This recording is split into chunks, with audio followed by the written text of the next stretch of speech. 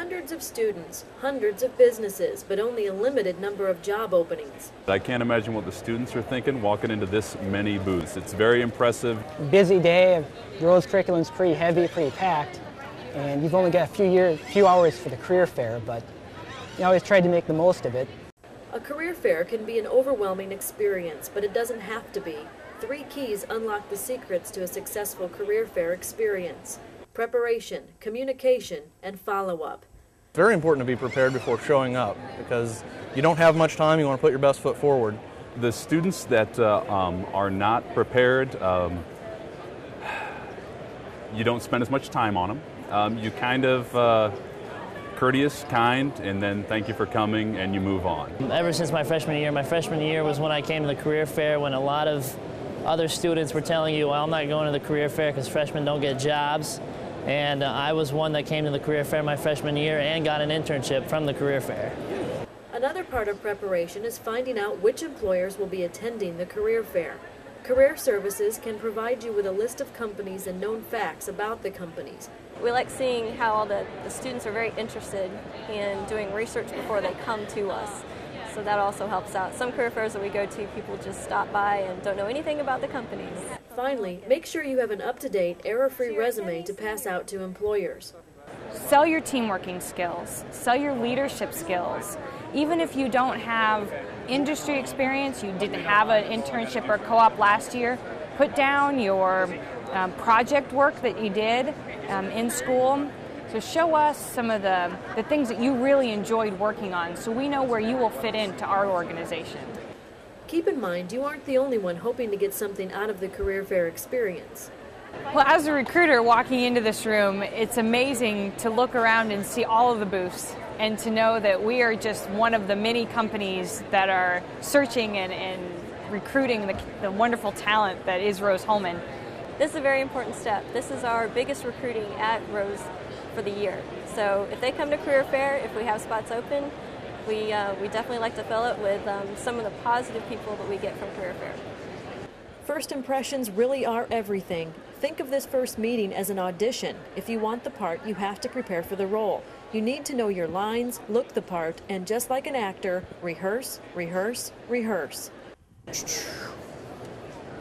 Roche Diagnostics, table 85, table 85. Table 85 is here, which needs to be down here.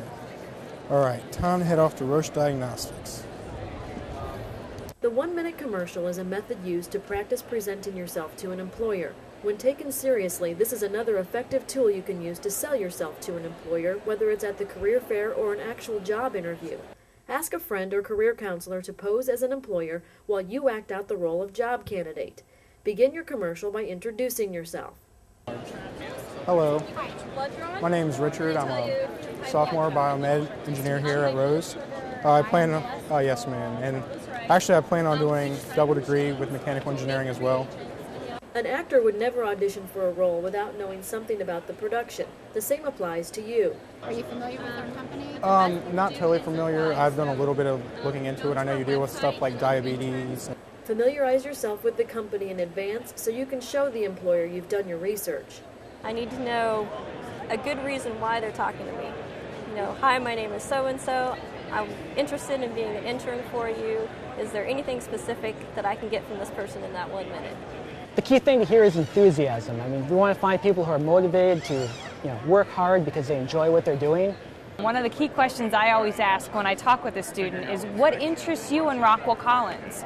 And if they don't have an answer to that, that kind of shows to me that they don't really have an interest in my company. Prepare a list of questions an employer might ask you and have your answers ready. What can you tell them that they can't read on your resume? The resumes are informative, but they're not always enough information. So we like to ask a little bit more stuff and find out how inquisitive people are, if they're really interested in what we do. Why you're the best candidate for the job we're hiring for. So if you've done your research, you've looked on the website, you know what we're hiring for, I want to know why I want to hire you. What makes you the best candidate? We usually ask about hobbies and things like that because most of the rest is already on the resume. And we get an idea of how true a geek they are, so to speak. Remember, your appearance reveals a lot about who you are. Take a shower, comb your hair, and dress professionally. Keep cologne, jewelry, and makeup to a minimum.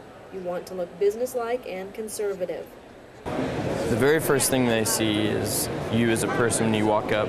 Before they see GPA, anything, it's how you look as a person, whether you're friendly, whether you feel comfortable talking to them. Most companies aren't going to want someone that doesn't have people skills, so.